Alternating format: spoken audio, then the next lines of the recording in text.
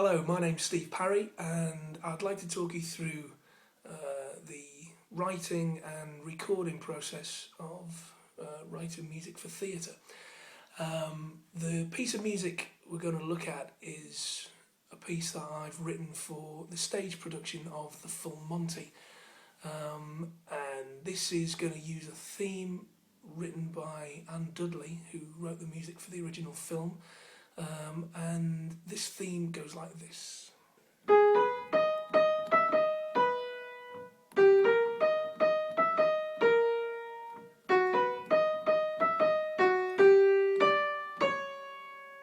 Okay, so that's the theme. The particular scene that we're going to be looking at in the play is basically where the boys are rehearsing their strip routine in the old steelworks, and the police come in and arrest them all. So with that in mind, the director, Daniel Evans, decided that it'd be a good idea to use the theme in a sort of like a cop show, 70s, 80s cop show sort of style. So that's what I've done. So the first thing I did was to write a short sort of condensed score, which is this.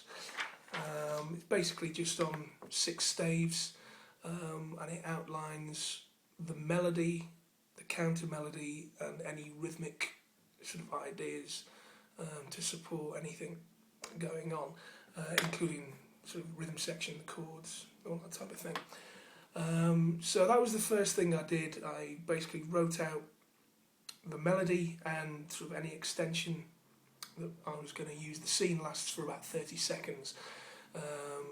So obviously that theme won't last if you just play it once, it won't last the whole thing, so I sort of added a little bit of a secondary thing, and a bit of an ending.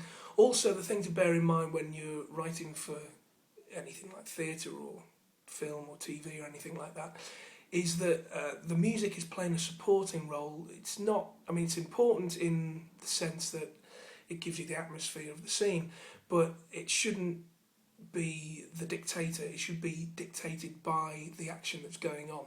So in that respect, the music needs to be a little bit flexible in that you should be able to make it slightly longer or slightly shorter depending on the action that's going on. So the way I've written it, there's maybe a bar or two that I can either repeat or I can take out, that I can just adjust the time if necessary. So that was the first thing, just writing out the melody, counter melody, the chords, sort of the main thing that's going on, and then I'll just make some notes of what instruments I'd like to be playing the melody at a certain time, or counter melody. And because of the nature of the sort of cop show idea, the instrumentation that they would have used in the 70s and 80s is pretty much a big band, which is, by big band I mean sort of trumpet section, trombone section, saxophone section, and a rhythm section consisting of piano, guitar, bass and drums.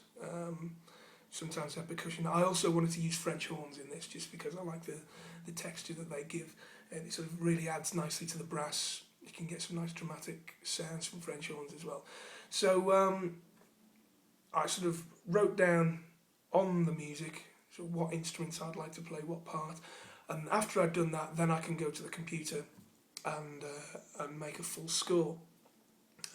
I use Finale. Some people use Sibelius. It's a score writing program. I use Finale because it's the only one I'd heard of when I bought it about 15 years ago. So, and because I've been using it that long, I know quite a lot about the program. I've used my own templates quite a lot.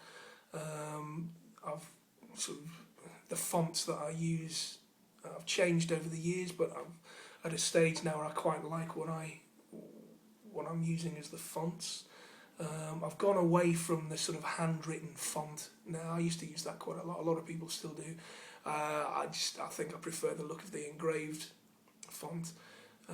So that's what I've sort of gone back to.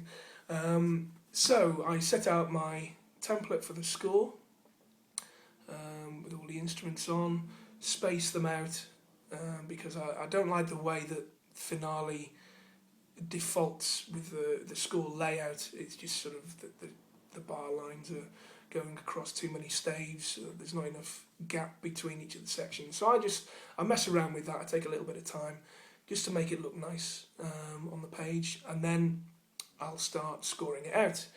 Just reading off my condensed score, inputting the parts just on the top lines of each section. So if it's a trumpet playing the melody, the trumpet section playing the melody, I'll just put it on the first trumpet part and fill in the gaps later. If it's unison, great, just copy and paste, no problem. If it's any harmony, then I can work it out. The reason I do that is because I prefer the creativity to flow a bit easier. That's why I start writing it down first before I go to the computer. I just find it quicker to write things down with a pencil. Just get those ideas down on paper and worry about all the details later on. Okay, so we've got our score. Then we need to extract the parts. And again, a lot of people, when they extract parts from either Finale or Sibelius or whatever, they just sort of extract the parts and print them straight away. And a lot of the time, the program doesn't make it look nice on the page. So again, I spend a bit of time. First of all, I save the score as a different file name, so I can mess around with any global settings, like having rehearsal letters starting at the beginning of a line rather than halfway through, just so you can find it. You know, if somebody says, let's go from letter J, you're not looking, people aren't looking all the way through the paper, they can just go, there it is, letter J, down the left-hand side of whatever page they're on. So it's tidying up, making it look nice on the page, even though this probably won't be played by a band as such. I'll never take this into a room and get a collection of musicians to play it. I'm just going to be recording it myself here. But it's just a habit that I've got into, just making it look nice on the page. So now that that's done, we can look at the recording process. So the first thing to do is record the drums.